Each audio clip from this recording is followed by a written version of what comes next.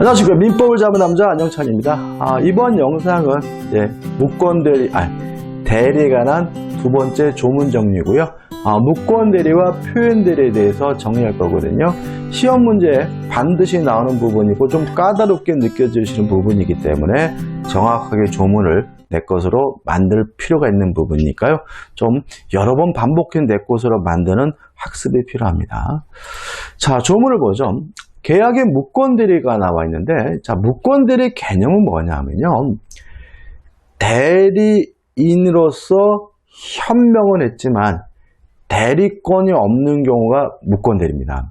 다시 말하면 대리인으로서 현명하지 않았다면 무권 대리 될 수가 없어요. 이 현명이 있어야지만 무권 대리가 된다는 질문은 매년 반복적으로 나오고 있거든요. 다시 말하면 대리권이 없는 사람이 대리인이라고 현명을 했지만 대리권이 없는 경우만 무권 대리고요. 만약에 현명하지 않고 남의 땅을 팔거나 그랬다면 그것은 무권 대리와 상관이 없는 문제임을 잊지 마시기 바랍니다. 자, 법 좀 보시면 이렇게 돼 있잖아요. 대리권 없는 자가, 대리권 없죠. 타인의 대리인으로 한 계약이에요. 여기서 타인의 대리인으로 한 계약이라는 말은 대리권이 없는데도 불구하고 대리인이라고 현명을 하면서 계약을 한 경우죠. 본인이 이를 추인하지 아니하면 본인에 대하여 효력이 없다라고 나와 있죠. 자, 너무나 당연한 규정입니다. 다시 말하면 무권 대리인의 행위는 본인에게 아무런 효과가 없는 거죠. 왜냐하면 대리인의 대리행위가 본인에게 효과 기속되려면 그 사람에게 뭐가 있어야 되니까요? 대리권이 있어야 되니까요. 다만 만약에 본인 입장에서 그것이 자기에게 이득이 되는 계약이라고 판단해서 추후에 인정한다면 그때는 본인에게 효과 기속이 되는 거고요. 여기서 좀 조심할 것은 뭐냐면 추인의 상대방이에요. 추인의 상대방은 제한이 없습니다. 일반적으로 상대방에게 하는 것이 일반적이지만 무권 대리인에게 추인할 수도 있고 승계인에게도 할 수 있다는 거 주의하시기 바랍니다. 자, 131조입니다. 자, 그럼 여기서 우리 좀 생각을 해보자고요. 자, 본인이 추인하면 본인에게 효과 기속이 되니까 본인이 책임을 지고요. 만약에 추인하지 않으면 본인에게 아무런 효과가 없으니까 무권 대리인이 책임을 져야 되겠죠. 그러면 상대방은 본인이 추인할지 안 할지를 결정해 주기 전까지는 누구한테 가서 책임을 물을지 모르는 불안정한 상태에 빠지기 때문에 우리 민법은 이 상대방에게 최고권을 인정합니다. 최고가 뭐죠? 독촉이잖아요. 뭘 독촉하겠습니까? 야, 추인할 건지 안 할 건지를 빨리 결정해줘. 이렇게 최고 독촉할 수가 있는 거죠. 자, 읽어보면 대리권 없는 자가 타인의 대리인으로 계약을 한 경우에 상대방이죠. 여기서 주의하실 것은 이 상대방의 앞에 선이라는 말이 없어요. 따라서 악의 상대방도 최고할 수 있다. 상당한 기간을 정하여 그 추인 여부의 확답을 최고할 수 있다. 본인이 그 기간의 확답을 바라지 아니한 때에는 추인을 거절한 것으로 본다죠. 자, 여기서 일단은 최고했는데도 불구하고 말을 씹어요. 확답을 바라지 않아요. 그러면 추인을 거절한 것으로 확정이 되니까 본인에 대해서는 확정적으로 무효가 되는 거고요. 따라서 상대방은 무권 대리인에게만 책임을 물을 수가 있겠죠. 자, 주의할 점은 뭐가 있냐면 두 가지입니다. 자, 바라지죠. 도달하지가 아니에요. 이게 무슨 말이냐면 최고에 대한 답장인 확답은 발신주의예요. 따라서 최고 기간 내에 도달하지가 아니라 바라지 아니한 때라는 거 주의하셔야 되고요. 또 거절한 것으로 추정되는 것이 아니라 거절한 것으로 본다, 간주가 된다는 것도 좀 주의하셔야 되겠죠. 그 다음에 132조입니다. 자, 일단 추인과 추인 거절의 상대방인데 제가 방금 전에 상대방은 제한이 없다.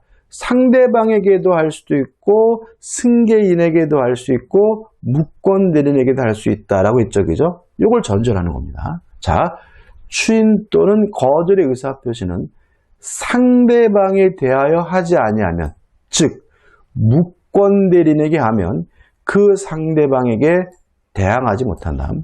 그러나 상대방이 그 추인 또는 추인 거절의 사실을 안 때에는 그 상대방에게 대항할 수 있다 이렇게 나와 있거든요. 자, 이게 무슨 말이냐. 자, 갑이 본인이고요. 을이 무권 대리인인데 병이 상대방이란 말이죠. 일단 추인의 상대방은 제한이 없기 때문에 무권 대리인에게 추인하는 거 가능하고도 뭐예요? 적법한 거예요. 다만 요 추인을 무권 대리인에게 한 경우에는 그 사실을 모르는 선의 상대방에게 뭐하지 못하는 거죠? 대항하지 못하는 거죠. 안 때는 대항할 수 있다는 말은 모른 때에는 선의 상대방에게는 대항할 수 없다는 것이 요 조문의 취지인 거죠. 다시 말씀드리면, 자, 추인은 무권 대리인에게 하는 것도 가능합니다. 다만 그 사실을 모르는 선의 상대방에게 뭐 할 수 없죠? 대항할 수가 없다는 거 꼭 기억해 두시기 바랍니다. 그 다음 133조입니다. 자, 일단 무권 대리인이 법률행위라면 그 행위 효력은 본인에게 아무런 효과가 없어요. 일단은 무효인 거죠. 본인의 입장에서는. 다만 133조 추인은 다른 의사표시가 없는 때는 계약 시에 소급하여 그 효력이 생긴다예요. 그죠? 여기도 좀 조심할 것은 뭐냐면 소급한다는 점이죠. 그래서 무권 대리행위를 추인하면 추인한 때부터 본인에게 효과 기속되는 것이 아니라 추인하게 되면 무권 대리시로 소급해서 본인에게 효과 기속된다는 거 주의하시기 바라고요. 효력이 생긴다는 말은 결국은 이것이 유권 대리인과 동일한 효력이 생긴다는 거거든요. 근데 조심할 것은 추인했다 그래서 무권 대리인의 신분이 유권 대리로 바뀌는 건 아니죠. 걔는 추인하든 안 하든 어떻든 간에 여전히 뭐인 거예요? 무권 대리인인 거예요. 다만 그 사람이 한 행의 효과가 무엇과 유사하게요? 무엇과 동일하게요? 유권 대리와 동일하게 본인에게 효과가 기속된다는 말에 불과한 것이지 추인했다 그래서 무권 대리가 유권 대리로 바뀌는 것은 아니라는 거 별거 아니지만 조심하셔야 되겠죠. 그러나 추인의 소급표는 제3자의 권리 해하지 못합니다. 당연한 얘기죠. 자, 이제 135조예요. 자, 이렇게 본인이 추인하면 본인에게 책임을 물으면 돼요.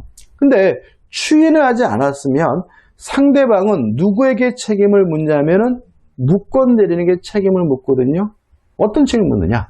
1항 타인의 대리인으로 계약을 한 자가 무권 대리죠. 그 대리권을 증명하지 못하고 또 본인의 추인을 얻지 못한 때에는 상대방의 선택에조차 계약의 이행 또는 손해배상 책임이 있다 이렇게 나오죠. 자, 그럼 다시 말하면 추인을 못 받아서 상대방이 무권 대리인 책임을 물을 때는 이행을 청구할 수도 있고 또는 손해배상을 청구할 수 있고 선택할 수가 있어요. 여기도 조심할 것은 뭐냐면 이행을 청구할 것인지 아니면 손해배상을 청구할 것인지는 누가 선택하는 거죠? 상대방이 선택하게 됨을 주의하시기 바랍니다. 그 다음에 요건이 2항 상대방이 대리권 없음을 알았거나 알 수 있었을 때 또는 대리인으로 계약을 한 자가 행위 능력이 없는 때에는 그 무권 대리인은 책임을 지지 않는다라고 규정하고 있죠. 따라서 무권 대리인에게 이행을 청구하거나 손해배상을 청구하려면 상대방은 뭐여야 돼요? 선이거나 무과실이어야 되는 거고요. 또 무권 대리인에게 뭐가 있어야 됩니까? 행위 능력이 있어야 되는 거죠. 만약에 무권 대리인이 제한 능력자에서 행위 능력이 없는 경우에는 상대방은 아무리 자기가 선이고 무과실이라 하더라도 무권 대리인에게 이행을 청구하거나 손해배상을 청구할 수 없다는 거 꼭 기억해 두시기 바랍니다. 자, 이제 그다음부터 이제 뭐가 되는 거죠? 그다음에 단독행위입니다. 자, 136조인데 죄송합니다. 상대방 있는 단독행위 무권대리죠. 자, 이 조문을 보기 전에 일단 먼저 생각해 봐야 될 것은 뭐냐면 단독행위의 무권대리는 무효예요. 확정적 무효입니다. 유동적 무효가 아니에요. 자, 왜 그러냐면 단독행위라는 것은 승낙을 받지 않고 일방적으로 하는 것이기 때문에 그래요. 근데 만약에 단독행위를 하는데도 상대방으로부터 승낙을 얻었거나 아니면 내가 승낙을 해줬다면 실질이 계약과 다름이 없어지기 때문에 이때는 계약의 무권대리에 관한 민법 규정이 준용이 돼요. 어렵나요? 자, 단독행위는 뭔가요? 승낙을 받지 않고 일방적으로 하는 법률행위고요. 계약은 뭔가요? 승낙을 얻어야 성립하는 법률행위거든요. 따라서 단독행위를 하면서 받을 필요 없는 승낙을 얻어서 했다면 실질이 무엇과 다름이 없는 거예요? 계약과 다름이 없는 거예요. 이때는 계약의 무권대리에 관한 민법 규정이 적용이 됩니다. 따라서 상대방이 없는 단독행위는 상대방이 승낙해 줄 일이 없으니까 항상 언제나 무권대리는 무효니까 상대방 없는 단독행위 무권대리는 뭐가 되는 거죠? 확정적 무효인 거고요. 자, 상대방 있는 단독행위 무권대리도 원칙적으로 무효지만 읽어볼게요. 단독행위는 그 행위 당시에 상대방이 대리인이나 칭하는 자의 대리권 없는 행위에 동의를 하거나 그 대리권을 다투지 아니한 때 하나여 계약의 무권대리에 관한 규정을 준용한다. 그 다음에 무권대리인의 동의를 얻어 상대방이 단독한 때 행위를 한 때에도 같다. 이렇게 헛거이죠. 자, 다시 말씀드리면 능동대리, 수동대리 나눠놨기 때문에 좀 복잡하게 느껴지긴 하지만 능동대리든 수동대리든 단독행위를 함에 있어서 동의를 해줬거나 동의를 얻어서 했다면 계약과 실질이 다름이 없기 때문에 계약의 무권대리에 관한 규정을 뭐 하겠다는 거죠? 준용을 하겠다는 뜻이니까 결론만 좀 기억해 두시기 바랍니다.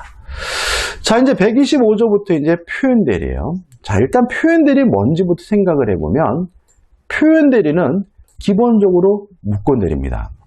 기본적으로 무권대리인데도 불구하고 특별히 본인이 책임을 져야 되는 무권대리를 표현대리라고 해요. 따라서 표현대리가 성립되려면 현명이 있어야 되겠죠. 왜요? 현명이 있어야 무권대리가 되고 무권대리가 돼야 표현대리가 되니까요. 왜요? 표현대리는 뭐의 일종입니까? 무권대리의 일종인 거죠. 자, 그 다음에 그럼 이제 들어가 보죠. 자, 125조입니다. 자, 이건 어떤 얘기냐면 이런 얘기예요.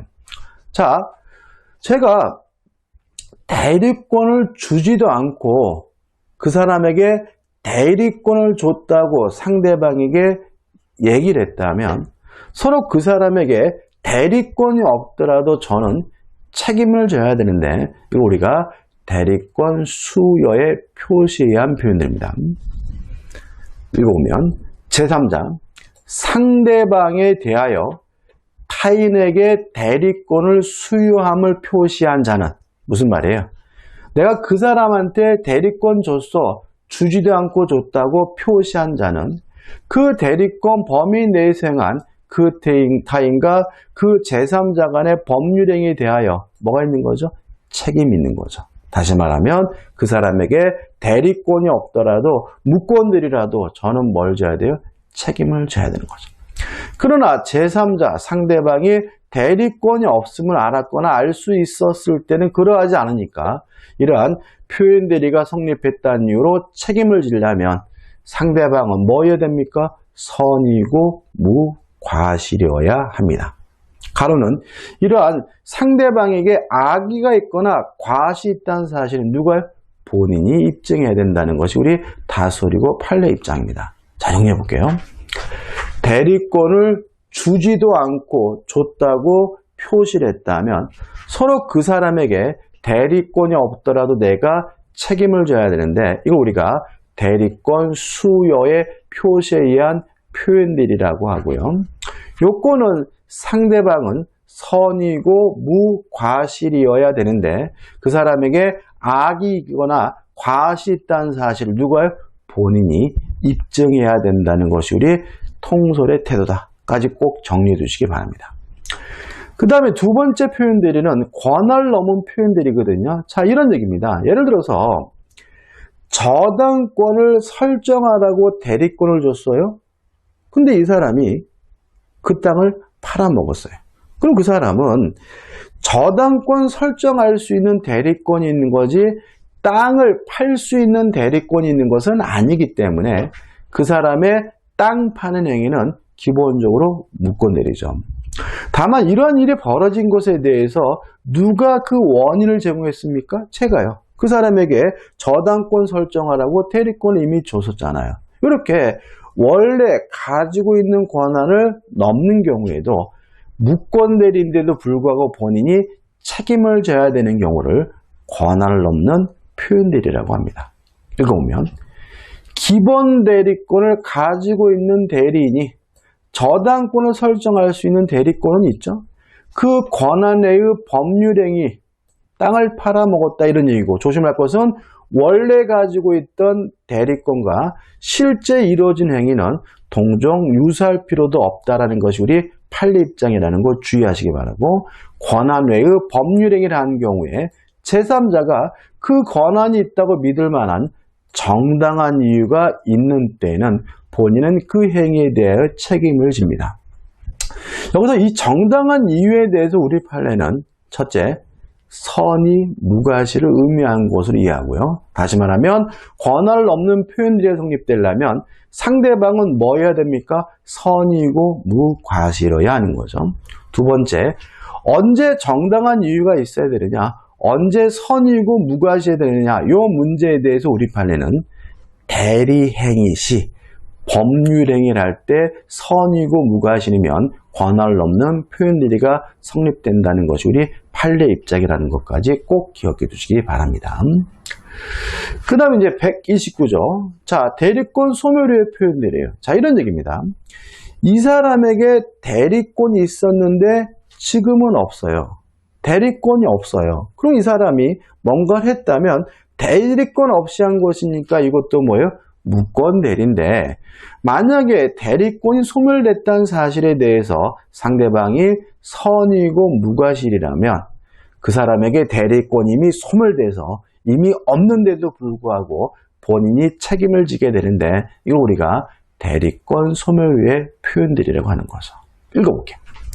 대리인이 이전에는 대리권을 가지고 있었으나 대리권이 소멸한 후에 대리행위를 한 경우에 그 대리권의 소멸은 선의의 제3자에게 대항하지 못한다. 다시 말하면 본인은 그 행위에 대해서 책임이 있는데, 그러나 제3자가 과실로 인하여 그 사실을 알지 못한 때에는 본인은 그 행위에 대하여 책임을 지지 않는다라고 되어 있으니까, 합치면 대리권이 소멸됐다는 이유로 표현들이가 성립되기 위해서 상대방 제3자는 선이고 뭐 해야 되는 거죠? 무과실이어야 하는 거죠. 그래서 법적은 복잡하지만 내용은 간단해요. 대리권이 소멸된 후에 법률행위를 했고요. 상대방이 선이고 무과실이라면 본인이 뭘 져요? 책임을 지는데, 이걸 우리가 대리권 소멸유의 표현들이라고 합니다. 자, 여기까지 해서 대리에 관한 민법 규정을 정리해 봤고요. 대리는 좀 까다롭기 때문에 조문이 굉장히 중요한 부분이니까 좀 반복해서 확실하게 내 것으로 확실하게 만드시기 바랍니다. 자, 이 영상이 도움이 되셨다면 구독, 좋아요 부탁드리겠습니다. 고맙습니다.